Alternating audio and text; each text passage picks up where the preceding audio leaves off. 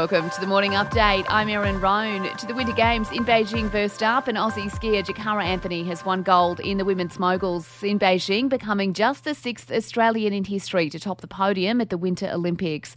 It's also Australia's first gold medal since the 2010 Vancouver Games. We also nabbed a bronze with Tess Cody taking third in snowboard slopestyle. She says she's keen to celebrate with her family. We haven't had a moment to celebrate it, like heaps of it all together.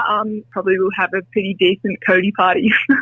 International tourists could soon be welcomed back to Australia. The National Security Committee will meet today to discuss their return. Home Affairs Minister Karen Andrews says a decision is imminent and dependent on the latest health advice.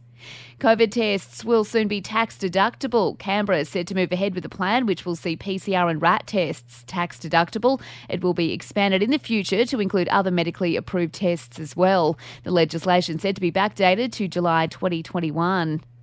Cleo Smith's parents have spoken of their heartbreak after their daughter vanished from the family's campsite near Carnarvon in WA. The 4-year-old was found almost 3 weeks later inside a man's home. Cleo's mother, Ellie Smith, has told 60 Minutes it was horrible not knowing where she was. She's not here. She's not going to run into my arms today. She's not going to run down a sand dune. She was basically nowhere near me. The White House is concerned Russia could invade Ukraine in the coming weeks. White House's National Security Advisor Jake Sullivan says the US is prepared for military action. That is why we have worked so intensively to put ourselves in a position to create a united front with our allies to flow material support to the Ukrainians. In sport, the Aussie women have officially won the Ashes. It comes after a 5-wicket win in the second one-dayer against England. In the A-League, Wellington have beaten Macarthur FC 3-1 at Campbelltown, and the Sydney Kings have beaten the New Zealand Breakers in the NBL.